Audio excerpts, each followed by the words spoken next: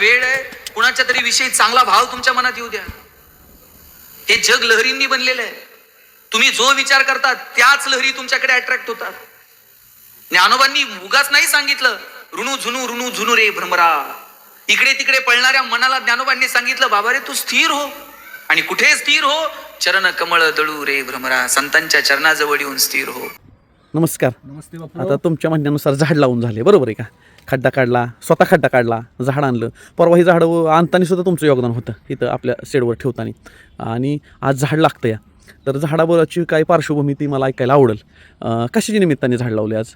हे झाड आपल्या जय हिंद फाउंडेशनच्या ज्येष्ठ सदस्य यस, आपल्या फरतडे मावशी म्हणजे खटाव पुशेगाव खटावच्या हां हां हां निवृत्त शिक्षक आहेत. बरं, निवृत्त शिक्षक, बरोबर आहे. शिक्षक आहेत आणि त्या जय हिंद फाउंडेशनचं काम अगदी मन लावून करतात.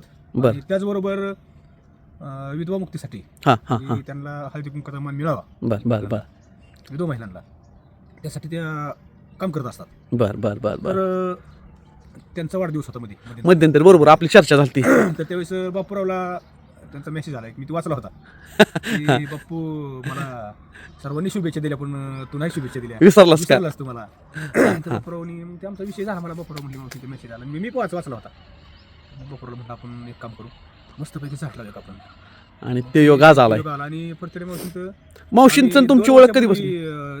जम्मू काश्मीरला गेलो बघा, म्हणजे औचित्य साधून बरं, जम्मू काश्मीर. जम्मू काश्मीरला. बरं, हां हां हां. तर तो योग आम्हाला जय हिंद फाउंडेशनच्या माध्यमातून आला. जय हिंद फाउंडेशन महाराष्ट्र राज्य. तर मावशींचा इतका स्वभाव भारी. हां हां हां त्यावेळेस कळलं आम्हाला की एवढ्या ज्येष्ठ असून सुद्धा एवढं तरुणासारखं काम करणार तेव्हा. बरोबर आहे, बरोबर, आपण ते अनुभवलंय. त्यांनी शिवजयंतीच्या वेळेस मला वाटतं पाळणा म्हटला बरोबर आहे. तिथं. हां हां हां हां हां त्यावेळेस सुद्धा तिथल्या श्रोत्यांनी किंवा जे काही जय हिंद फाउंडेशनचे कार्यकर्ते होते हां हां त्या हां सगळ्यांनी इतका आनंद घेतला त्या पाळण्याचा. बरोबर आहे, बरोबर आहे. इतकं मस्त वाटलं सगळ्यांना तिथं. त्यावेळेस त्यांच्याबरोबर त्यांची मला वाटतं सुनबाई आणि चिरंजीव होता, दरेशील, पुन्हा 2 नाती होत्या. दोन नाती. आणि त्यांचे आता बाकी पण जय हिंद फाउंडेशनचं मोठं काम आहे, बरोबर आहे, सगळे होते, सगळे सदस्यच होते. सगळे सदस्य होते. तर अशा मावशींना लेट झालेल्या. आमच्याकडून पण लेट वाढदिवसाच्या हार्दिक हार्दिक शुभेच्छा. झाड कशाचं लावले? रक्तचंदन झाड आहे बापू, रक्तचंदन आहे. रक्तचंदन. आणि आता कुठं लावले झाड ते? तर आपण हे बापूराव शेतकऱ्यांच्या फार्महाऊसवर लावले. म्हणजे कधीही मावशींना येता जाता झाड पाहायला मिळू शकतं. आणि मावशी तुम्ही हे बघा, हां हे झाड लावले आम्ही तुमच्या वाढदिवसानिमित्त. असू द्या, मावशींना वाढदिवसाच्या हार्दिक शुभेच्छा. मावशींनी शतक पूर्ण करावे ही आमची ईश्वरचरणी प्रार्थना. राजभावती मावशींबरोबर आपण बर्फात घाललेले क्षण आठवतात का? म्हणजे आपण सगळी जस्ट सांगते काय मग हां त्यांचं वय आहे. हां आता किती वय असेल बापू? आता 80च्या आसपास असेल. 80च्या वर वय साधारण. त्यावेळेस साधारण 2 वर्ष कमी. 78च्या आसपास अगदी असतील. तरुण मुलांसारख्या मुलींसारख्या तिथे एन्जॉय करत होत्या. सगळ्यांना दिशादर्शक होते. हां दिशादर्शक तर होतेच, पण त्यांचा उत्साह 100% बापूराव मस्त होता. आणि म्हणजे माणसाच्या जवळ माणूस आला की त्यातल्या जे स्वभाव असतात, काही सद्गुण असतो, काही दुर्गुण असतो, किंवा निगेटिव्ह पॉझिटिव्ह. माणूस हा सगळ्यांचा समूह आहे.